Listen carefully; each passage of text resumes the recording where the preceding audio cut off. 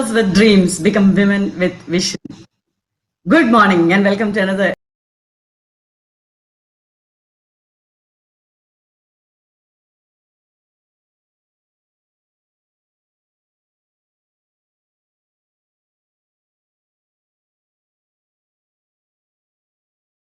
for International Women's Day 2021. The World Economic Forum's Global Gender Gap Report 2019 reveals that we have closed 68% of the gender gap worldwide. The survey predicts that it will take 108 years to achieve overall gender parity and 202 years to achieve full equality in the workplace. Despite the progress being made, however, we simply cannot accept these results as fact. More needs to be done to address gender inequality. This is especially important at a time when our workplaces are on the cusp of changing dramatically due to technological advancement in areas such as artificial intelligence and blockchain. AI is currently revolutionizing the processes and rates of productivity across multiple industries. While this is largely positive development, many of the routine roles on which organizations once depended are becoming obsolete as a result. And recent research by IMF revealed that women are employed in majority of AI-threatened roles. Given the current rates of tech evolution, the IMF report estimates that 26 million female jobs across 30 countries are at risk of disappearing. It also predicts that 180 million women's jobs globally are at risk of displacement. More worrying still is the fact that there is a deficit in knowledge of essential machine learning skills among women, with men outpacing them by 85%. This demonstrates the urgent need to upskill women in this area and make AI a more welcoming environment for women. Without such efforts, it will be an uphill struggle to reach gender parity in this area. We have a very special guest with us today to tell us what we can do to make women feel confident to enter this industry and make an impact. She is a globally acclaimed industry thought leader, visionary, advisor, principal consultant, and mentor in next-gen technologies, AI, cloud computing, data analytics, robotics, industry 4.0, IoT, IIoT, blockchain, and smart cities nation across industry verticals. After working for 20 years in the corporate across the regions, she is back to her roots to venture into the next biggest growth market in the world. She brings with her the diverse industry experience of working with IBM, Intel, and SAP, leading and influencing the technology adoption with Singapore government and public sector for building the smart city and smart nation initiatives in the APAC region. Currently, she is the head of partnerships and ecosystem for R-Square Data Labs at Rolls-Royce. She has been recognized by Thinkers 360 as one of the top 50 global thought leaders and influencers in AI, blockchain, cloud computing, 5G, AR, VR, and IoT. She is also recognized by the Thinkers 360 as one of the top 100 women B2B leaders to follow in 2020.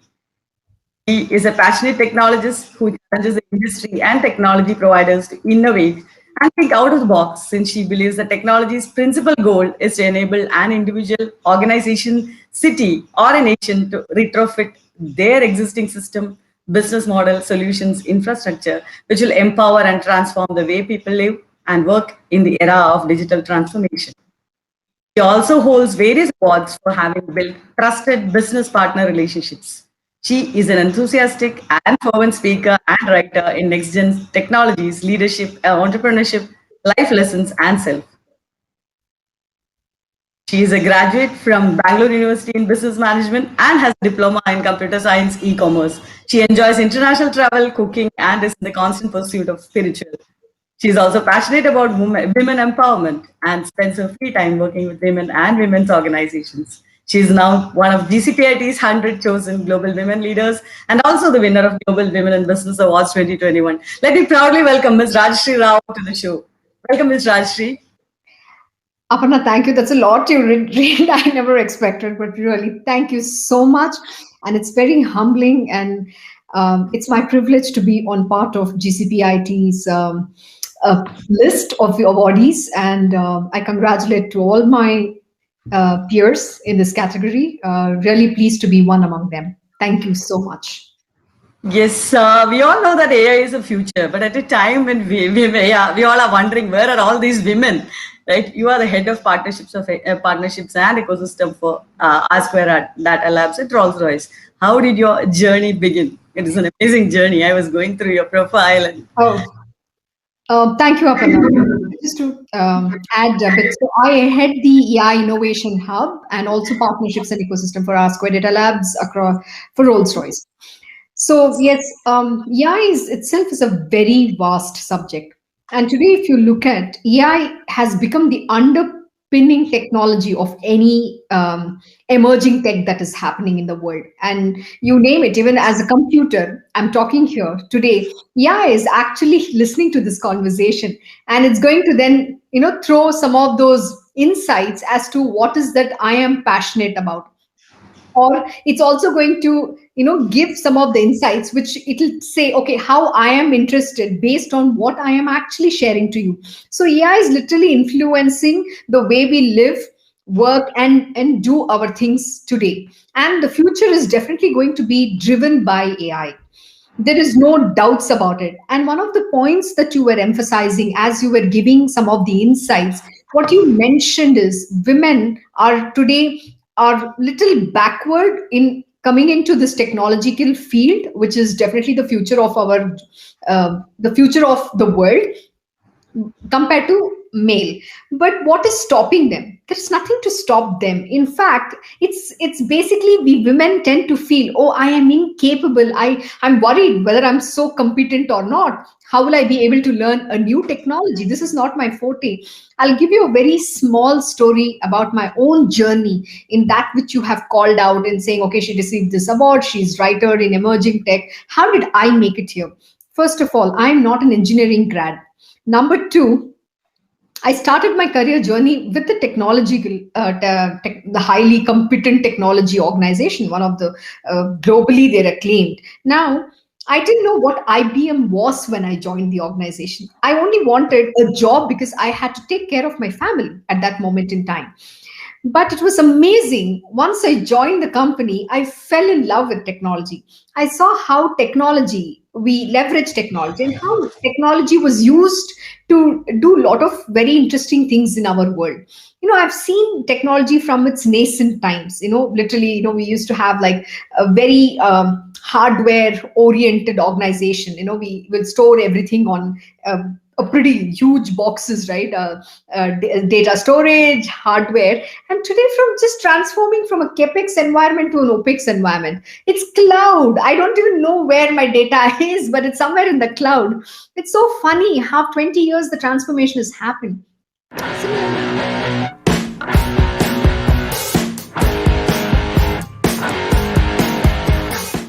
Similarly, in my own career, I'm like you mentioned, I'm a BCom graduate. I've just done my management. I don't know A of technology, but I started my career journey with technology. Eventually, though I have gone through the hurdle, which is also societal way of thinking, that if you're not an engineering grad, you're looked down upon.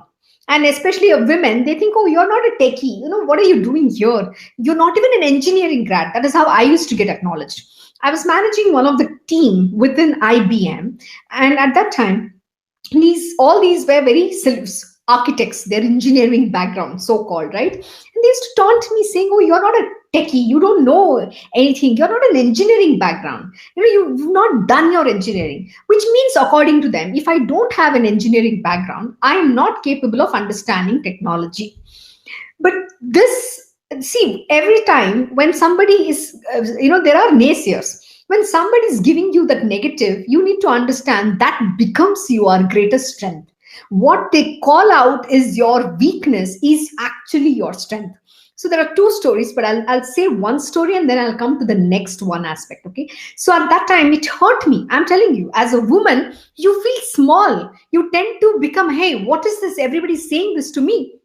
And you want to prove a point how you can learn technology. And I took it to myself and said, I'm going to show how I understand technology. See, I don't have to go and do a solution architect's role.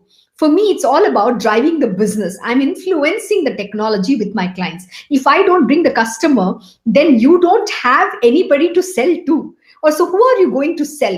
And this very beautiful lesson was given to me by two most important people in my life. Or one was back then a mentor of mine. He's an IBM fellow, and at that time he gave me a very powerful lesson. He said, Rajshri, if you think you're non-technical, then there is something wrong, and stop giving this to yourself. Stop calling that you're a non-techie. He said, we are two sides of the same coin. If you don't go sell technology, what is the use of the technology that which we develop? The organization needs both of us, and you play a very integral part to that. And that was really enlightening. That's number one. The number two is my preceptor today, who in my personal life is also my spiritual master, who has a big role to play in who I am today and who I will be. There was when I was working in Singapore for the Smart Nation initiatives and this driving with smart cities. At that time, what happened was IoT was a big fad word. Everybody developed the product, solution, technology, and they were taking to the market. They wanted to influence adopt their technological solution being adopted across different projects. But there was one very big gap, a lacuna in the system. What was happening is they were doing tops down approach. No smart city or smart nation can be built on tops down approach. It has to be bottoms up approach, simply because if you don't have the right framework or the foundation well established, you cannot then build the building itself. So that was a gap that I was noticing, because I was working ground zero, right? I was working with everybody, but obviously everybody is not a visionary, or everybody cannot see through that, and somebody has that ability or somebody don't. So I was trying to understand, and I'm fitting in the different pieces, but what I found is there is a major gap, and this gap they need to address. But being a small fish in the ocean, obviously nobody's going to listen to me. And then you're going to be, one is I'm a female, I'm an Indian national, and I don't have a big title to my name. Nobody's going to value me. At that time, my preceptor told me, who's my spiritual master, telling that, why can't you write? See, the only way to voice out to the world is by, you can write about what are the gaps. You can start writing. What's the first thing that came to me? I am a non-techie. Okay. And I said, I'm not an engineering background. Can you believe that? Subconsciously, it has been embedded in my mind that I'm not an engineering graduate. So which means I don't know technology. What the hell? I've been working in a technology organization all my life. And I was saying this to him. He felt frustrated. He was very frustrated when he heard me giving negatives. The first thing a woman says is, I cannot do it. I don't know. Already negative, the opportunity. And then he was very angry with me.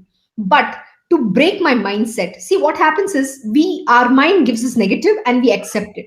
And when you accept that, subconsciously it is there somewhere. To remove that becomes very difficult. So for him to get me out of that, he had put in tremendous amount of effort. I'll tell you what he did. He wrote my first technology article to be published on LinkedIn and said, go publish this. Only so that I can get out of it. Because I was not listening. I was giving myself the negative. I can't do it. I don't know to write. And then finally he nudged me. He pushed me forward, saying, now I'll give you a topic. You contribute a bit. Then you go and search and all that. And it didn't happen. Maybe I wrote after that 4-5 articles, like really 250 words, 500 words max. And after that, there was a huge gap. And maybe 6 months, again a break. And after that, something drastic happened. I had to go on a sabbatical. I quit SAP because that was not the role I wanted to do. What was promised, what came my way didn't happen. Then I said, no, I will never do something that's not my cup of tea, which is not my passion. So I put my papers. And at that time, when I had that period of, my exit, 2 months, exit from the company, he said, can you just go today and start something, start writing? You have so much knowledge. Why are you wasting it?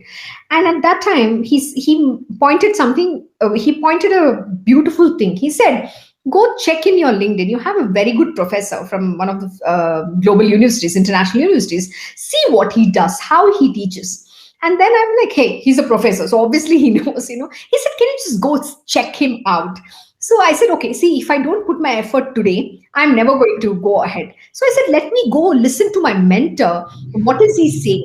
And at that time, I went and checked what this particular professor was teaching. And he was teaching on IoT as one of the subjects. So I was reading his paper and everything.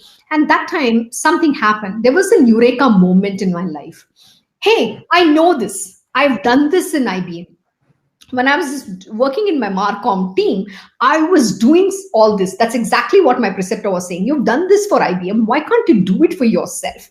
And then that was the eureka moment. And since then, there is no looking back, Aparna. I've been writing the articles. He will give me a topic. I will study it. I will come up, with that article, the content, and then I will go back to him. I will review with him. He will do like, okay, a few sessions. He'll say, what do you understand? Where is the gap? How do you see it? He'll always tell me one thing. You have to be a visionary, which means you have to give this world something which the world has never imagined.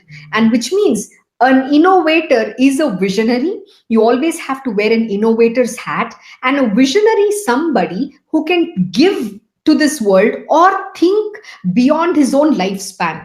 It is not a near term or a short term or not even a long term. It is much beyond that. And it has to be inclusive, and sustainability always has to be factored within it. And how do you do this? And to me, that was terrific. And I said, oh my God, I've never even thought like that. And since then, I've made my passion to talk, to write, and go back to the world. If I don't know, I'll make an effort to ask the experts or go and study. There is no harm in saying I don't know, but make an effort to learn. So that is what we have to do to break that myth within us.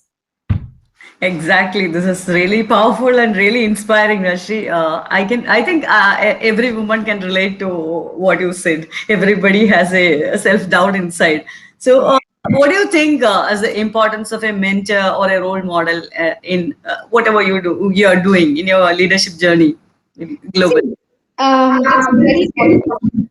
You need to definitely have a mentor or a role model. See, you need to have somebody as your goal, right? If you want to grow in life, you need to benchmark somewhere. It's not about comparison. See, let me tell you one very important thing. Again, women has this very different attitude. The moment you compare her to someone else, then there is a problem. She starts feeling very small. See, it's not about comparison. One very important lesson, again, which my preceptor has given, is you need to understand every individual has a unique God given talent or a quality or a capability that they are known for. There is nobody on this planet Earth who can do that for you, who's there other than you to do that particular task.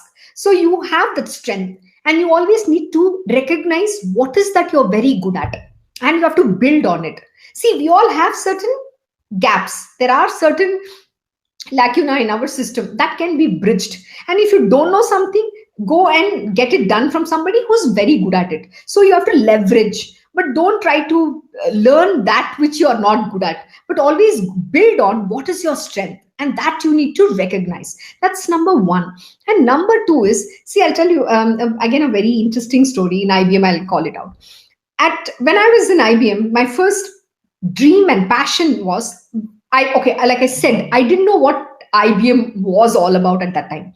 But after joining the company, I said, I want to make my career here. I started dreaming about it. And I wanted to become the chairman of the company. That was my dream. Right from just being a program manager, I dreamt about becoming the CEO and the chairman of a company. So no harm. Everybody has a right to dream. Okay. There's nothing wrong in that. But what was wrong was that I called it out, or I expressed my ambition, my goal to somebody who will not be able to guide me to that. Because only God can tell you who God is. Likewise, only the chairman of the company or the CEO of the company can teach you how to become a CEO and guide you through that path. And there is nobody else. This concept was not understood by me. So I went and started signing up for mentors. Quite a few mentors within the organization, and they were all the senior leadership who were direct reportees under the chairman themselves. because I was very passionate and I believed in one very important lesson. See, you can go and seek, you can ask. There is nothing to be afraid about. They can be whoever they are. They can even be God. So why should you be afraid? At the end of the day, they have got somewhere, and you're passionate about it, and you can seek. What can happen? Two things can happen. Either they can say yes to you, or they can say no to you. But if they say no to you, you can move on and find someone else. But there is nothing to stop you from reaching out. So because of my attitude, I got like the highest number of mentors within the entire IBM. I had 24 mentors who were the direct reportees of the chairman in the company. So it was a shocker for too many people. But that also makes you, rather your team tries to think like, you're some, they kind of have a very weird way of looking at you. So that there's always troubles you get invited with, even if you don't want to get into that, but that's part of life. You will have to battle all that along. But much later in life, I understood, okay, I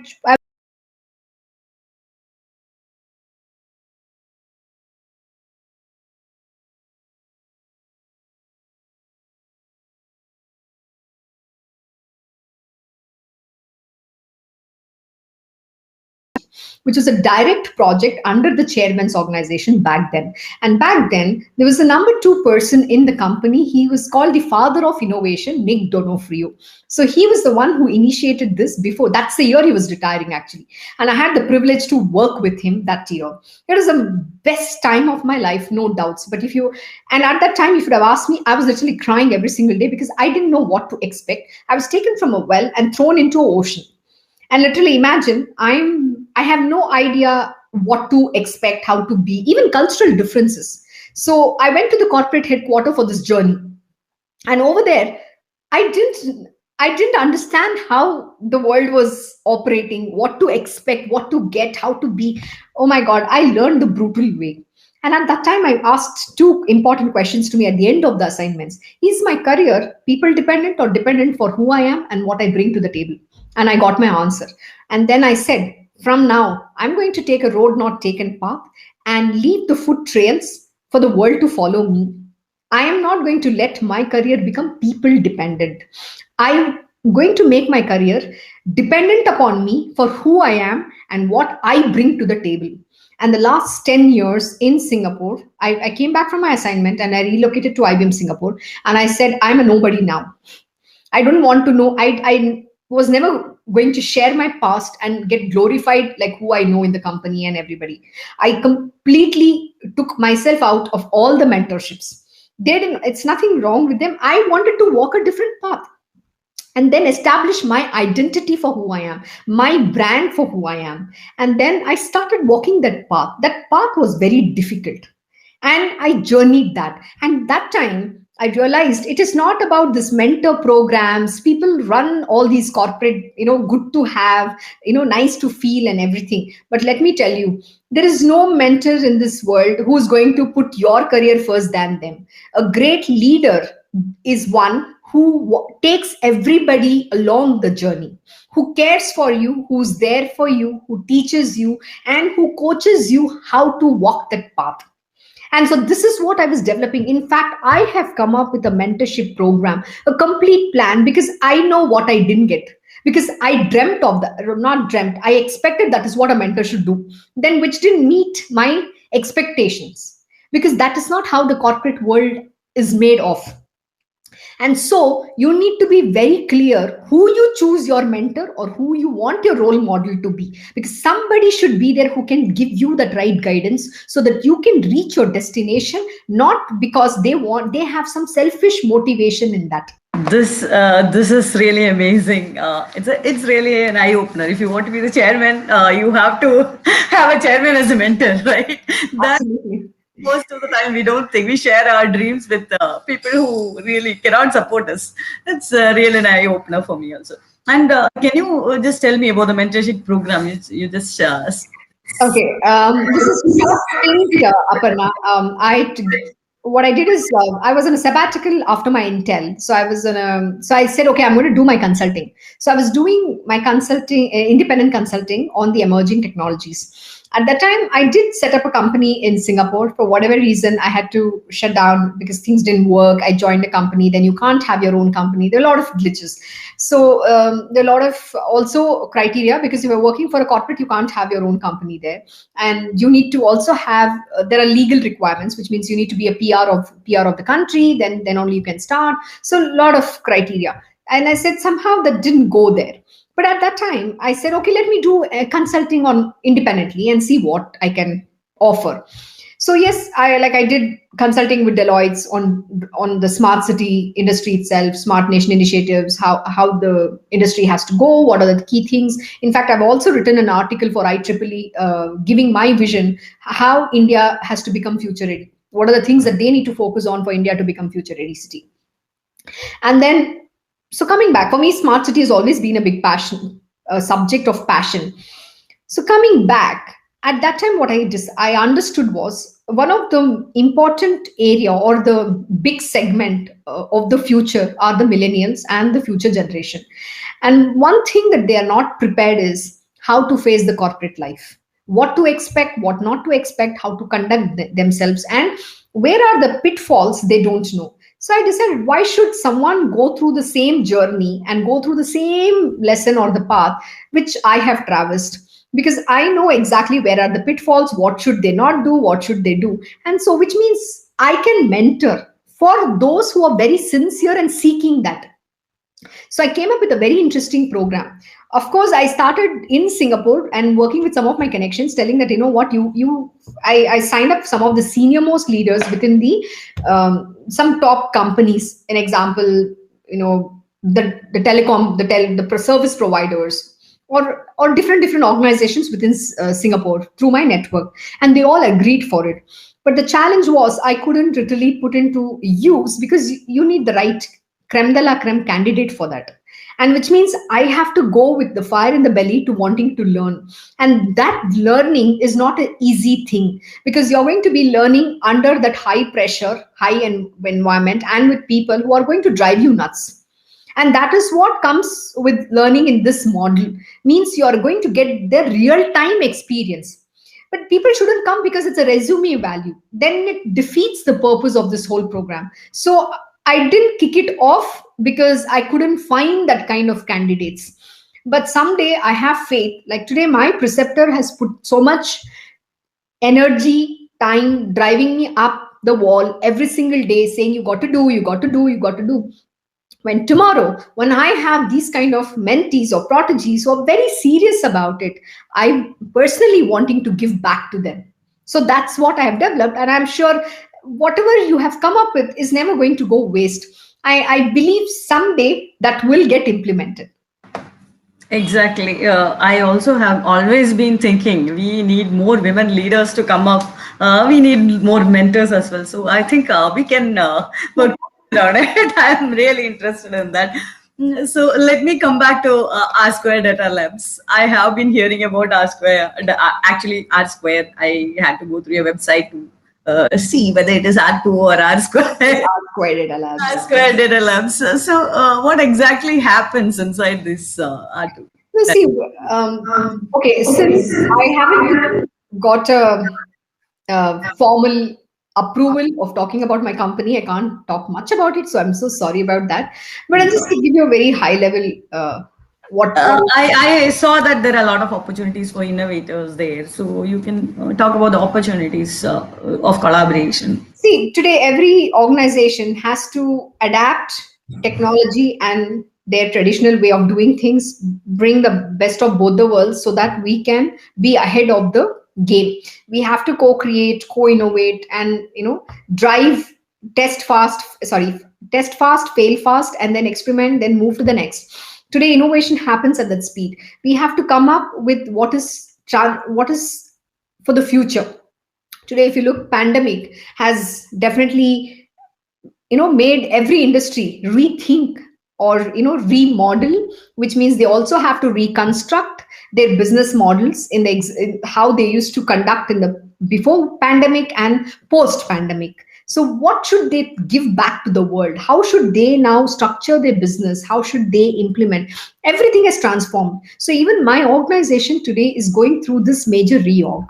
That is where we are. Unfortunately, I obviously can't talk about the future aspects, but what I'm saying is that everybody's coming with their transformation, and they're also rethinking how, what is that now we need to focus? How do we give the world something which will make the new normal adapt to this business model?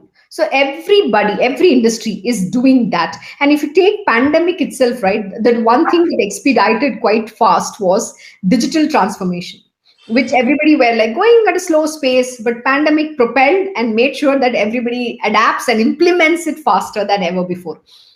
And there were a lot of progress that happened in the technology space itself. AI, you name it, machine learning, data analytics. Data is like, the data deluge is grown exponentially. There's already too much data, but with the pandemic and everybody working from home, there's more data generated. Now that is another area which people never focused on. And today, if you look at the technology trends, there's major two important technology trends that's come into existence, and that is called the Internet of Behavior and cyber security mesh. I'll tell you in a very simple manner why Internet of Behavior is, with the amount of data being generated, everybody wants to give you the best. See, everybody's trying to build that business model and offering the best to their customers. So every device is actually reading you. It's trying to learn you and give that inputs or insights back to the organizations where they can leverage that and give you the best offer. If you have seen today Facebook or any social media platform, it's throwing so many more ads because the algorithm is trying to learn you, not just from the device, not just from the social media platform, but through your device also. So you need to be really careful what you scroll or browse and do everything, because you're literally being learned consciously. They're watching you. So there is no more privacy. Now, what happens is this exposes us and our system to the cyber criminals, or there is a lot of threat for cyber security breach to happen. So the cyber security mesh has come into existence, which means this is a new technology where even though you have the security privacy of your individual systems, the mesh, the cyber security mesh will become an integrated, an additional security system where it will help prevent some of these hacks, which can lead to a huge issue. Like if you remember last year, the SolarWinds hack, which literally affected the entire US federal government systems and all the other private organizations. So such breach can be prevented.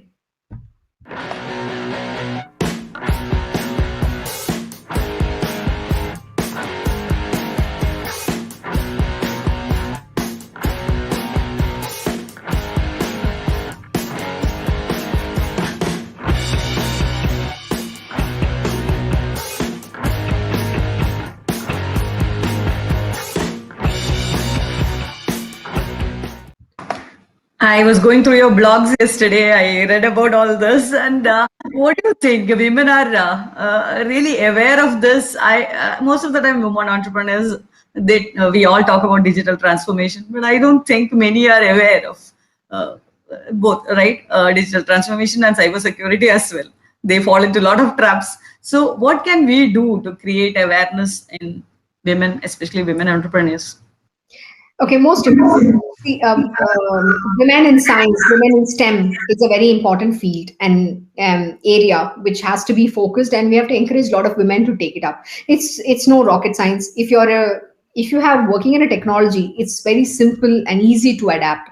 It's just that you need the appetite to learn, and there's no age to learning. Let me tell you. And today, with the new norm, last 1 year, women have got more opportunity. Actually, we have evolved in an era where there is equal opportunity now. The imbalance is being removed, where you can't say that, oh, women have kids, they have to stay at home, they can't travel, they have to look after the kids. A lot of opportunities they miss. But today, with the ability to work remotely or work anywhere, work from anywhere model, you don't have to worry about that. Your children is going to be take care. You have a support system, moral system, whatever, you can manage that. And you can still be able to do this webinars because online platforms or digital transformation has made it possible.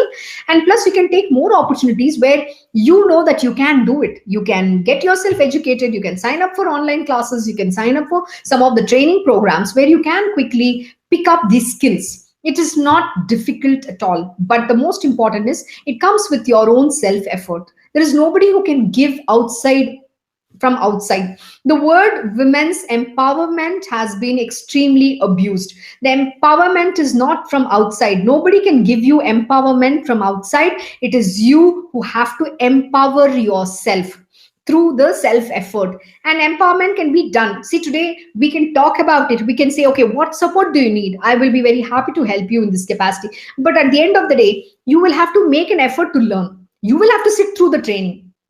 I can only give you those courses. I can sign up with different organizations or online learning institutions, whatever. We can sign up all that. We can give you free programs. All the different initiatives can be executed and implemented. But who has to put an effort to learn? The women themselves have to stand up and empower themselves. Nobody can give empowerment from outside. Yes, I have a lot of questions to ask you. I'm feeling really powerful talking to you. But most of the times, what I've seen is women give a lot of excuses. They don't have time. They have kids, family, as you said. So, how do you balance your work? I'm sure it takes, your job takes a lot of your time. You write blogs, so a lot of activities. So, how do you balance your work and life? Okay. First is I'm not married. I choose to. And to me, I decided to long ago. I made the decision early, like every other girl's dream. I also wanted to get married. My society, my parents, my family, everybody like, oh, you have to get married, you have to get married. We were all taught that. But when I got into spiritual in 2019, something evolved in me, and I said, I don't want to get married. I have this faith that I am married the divine. It's like in Christianity, when you become a nun, you say you're married to Jesus. That's you commit your life to the divine. For me, that's how I become in my own way. But you think I had it easy? Of course not, because you're going against a societal norms. It was always a pressure. People don't want to accept those things. It's okay. But the reason I'm giving this example is because I stood up for what I believed in. I'm not going to succumb to people's pressure or societal norms or anything else, because I'm not doing anything wrong. Today I have all the good habits. I don't smoke, I don't drink, I don't have any other things that is normally, as a human being, you want to enjoy those things. But I don't have those. As my aspirations are very different. I don't have those interests. My interest area, my aspirations are extremely different. So that doesn't mean somebody's right, somebody's wrong. Everybody has the right to choose their path. How do you balance is also left to you. See, I'm not saying for a woman with a family and kids it is easy. On the contrary, I always feel I'm extremely blessed, because it's not a joke to run a family, to manage your kids and ensure their well-being and put everybody else before you, and then you're the last priority for yourself. That is what has happened and happening. But today somehow the women are realizing that they want to become somebody, they want to go get it. So they are coming forward, they are making a way. See, today what has been a convenient, I would say, is we have Swiggy. I wouldn't say, that's a very funny to say, but that's definitely a support system. If you don't have, your maid is not come, okay, I'm just going to do a Swiggy. So some of these things have definitely helped them. And there are people with some house help. Today women have empowered them because they are financially independent, so they don't have to worry about appointing a maid, appointing a nanny to take care of the kids, and make time, that additional time which they dedicate towards cooking or trying to take your kids to school. All that is being taken care. Why? Because they're empowered. So the financial independence also matters. So which means today women can even sit at home and do something. Today nobody wants to waste their time. Even if you look at Instagram, I'm very inspired. I see a lot of women trying to sell something. That even cooking has become like a small SME. It's small medium business. An SMB segment, somebody wants homemade food, you can still convert that. Whatever your talent is, don't waste that. Stand up and you can balance. You are very capable. I'll tell you, there is a very interesting initiative that I've started. Rather, I've not taken it much forward again. That's on the women's empowerment side. So there is this organization which I registered in the US called Mythistical Women. So the word mythistical comes from two different words, mythical and mystical. So what does it mean? We always have been given that a woman is very strong. You know, in India at least, you worship Durga Puja. The goddess. We always say you don't have to be scared. You know, from the time we were children, or when we, even if you are a child, you've been told how you are that, Kali Ma. You should not get afraid. You're that goddess with 10 hands. Same thing goes even for the Western philosophy, right? If you take the Greek goddesses, they're all talked about the goddess with power, valor, strength. We've got such beautiful philosophy. Why are all these being taught to us? Is simply because to tell you, you are that. So in this, the word is the myth, which you think is somewhere there. It's a mythology. We say it's a myth. It's not real. And we say mystical powers are only with these goddesses, which is a myth. But I am telling this two words combined, you are not a myth. This is not a myth, and this is not even this mystic exists. So I'm telling you, the woman, all the power is within you. That is why I call them as a mythistical woman, because that myth is a reality, because you are the real one, and this power is inside of you. You need to unravel this hidden potentials, which is untapped. And for that, as an organization, I created a concept on this basis. How do you empower the woman to unravel these hidden potentials within us? There is nobody outside of us. All this strength is within us. The reason we have been taught this is to only say, okay, look, you have to become powerful. But when a real time situation comes, we don't stand up and fight. We succumb to that due to many factors. So that is what you have to break by unraveling your own hidden potentials. So you are that mythistical woman, you are that Durgama, you are that Greek goddesses yourself.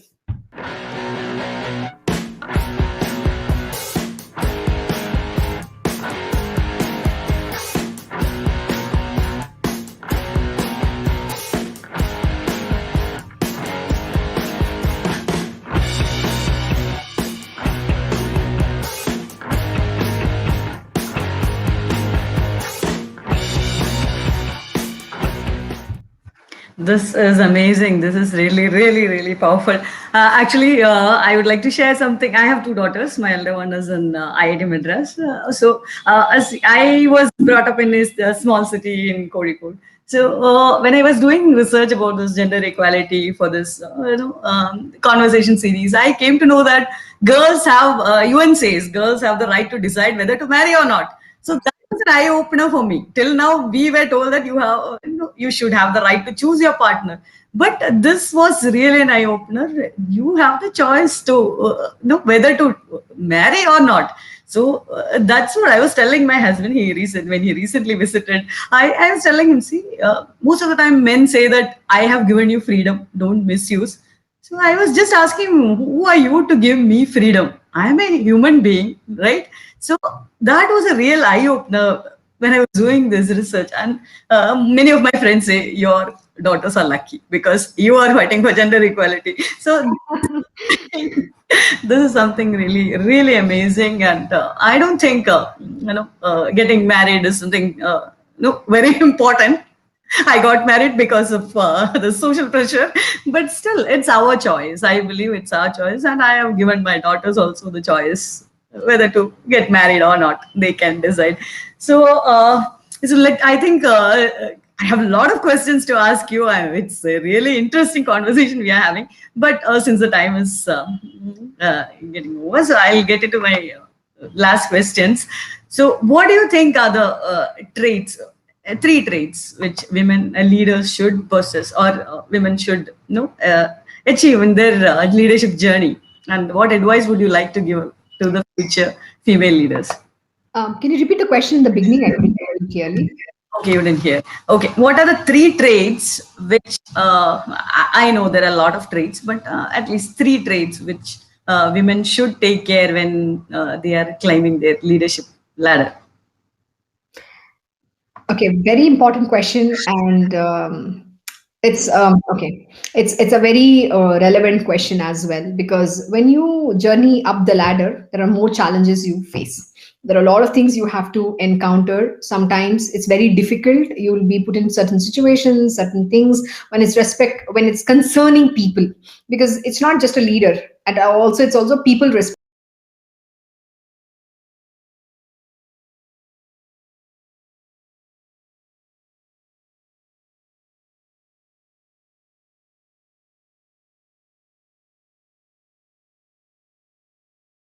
How good you are.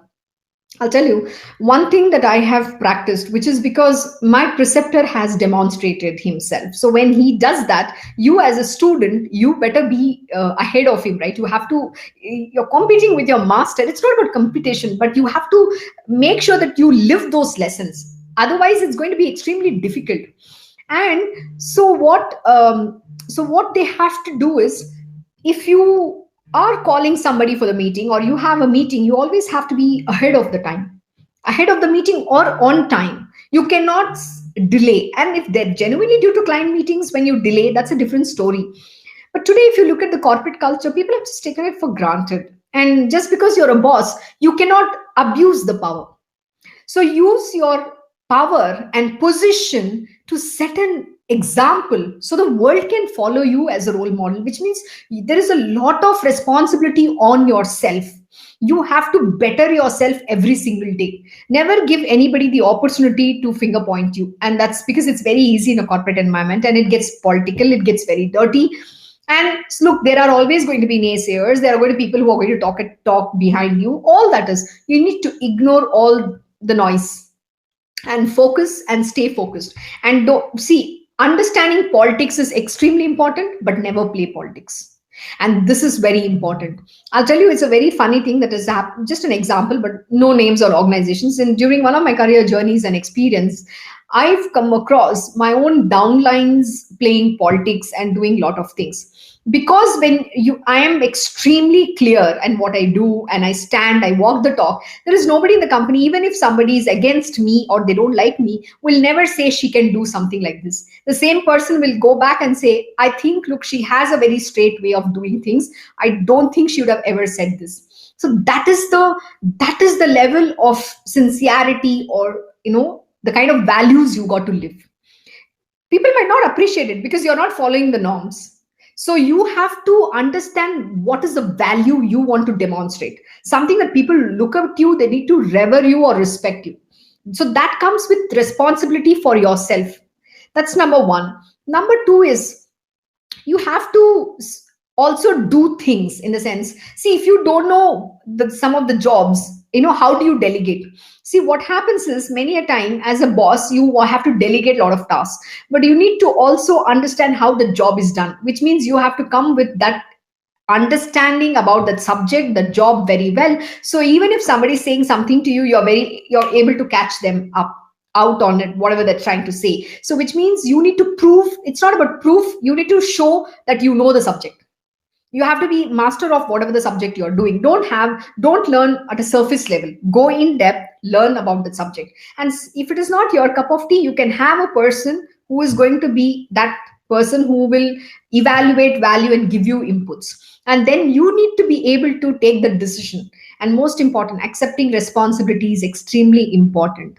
It's not about blaming others. Take responsibility and ownership. Then that is a mark of becoming a great leader. I am not even talking a leader. Today, there are very few great leaders in our world. Great leaders are those visionaries. They made this world into something great. But today, we don't have that kind of leadership within our organizations. And that's the difficulty, because you have to champion it yourself. Nobody can give you outside. And then another program that I really champion is about talking about what is the real meaning of a leader. And the last important thing, the third is, always, learn your people, learn the talent, and take them along the journey. It is not about me growing, it is about my people growing along with me. And recognize their talent, for whoever they are, and learn to forgive. People are going to make mistakes, learn to forgive and move ahead. That is what will make you a great leader. Okay, it's really amazing to hear from you. A lot of things to ask, a lot of things to hear. But as I said, let me ask you the last question. How do you feel being in the list of GCPIT's 100 global women leaders? To be very honest, it's very humbling. At the same time, I believe in one thing: never let success get to your head or failure to your heart. Because if I dwell in saying, "Oh, I've been recognized, I got this recognition," I will not go ahead.